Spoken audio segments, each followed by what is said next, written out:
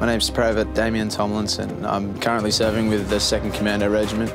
Whilst performing an operation, my car struck an improvised explosive device, which tore the front end off it and my right leg and parts of my left with it.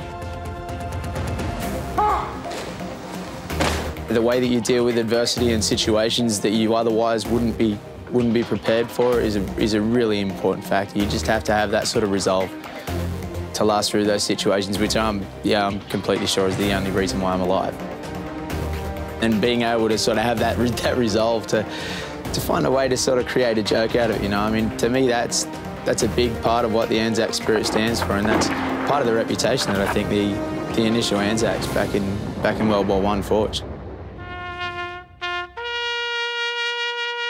To me, ANZAC Day it's a very special day because of the way that Australia unites in pride at what our forefathers, I guess, did in our name.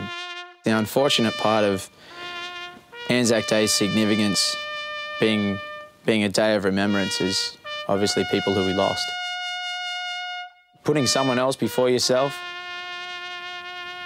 to me, is probably the ultimate form of bravery. People give up so much, like so many parts of their lives, children's birthdays, children's births, their birthdays, Christmases, different events that I think the average person, I mean, I did before I joined, you take for granted over the fact that they're there and plan your celebration for it. People giving up those parts of their life and integral parts of their life, wedding anniversaries, to be overseas to serve their country. I think that type of selflessness is, to me, as well, also epitomises the ANZAC spirit.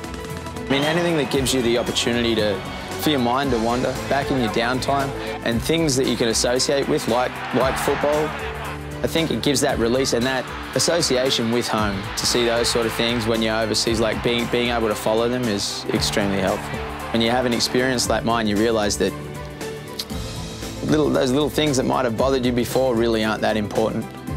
And those little things that you hold close to, things that are important to you, are really important, you know. I mean, you pay attention to those little things that you wouldn't have otherwise.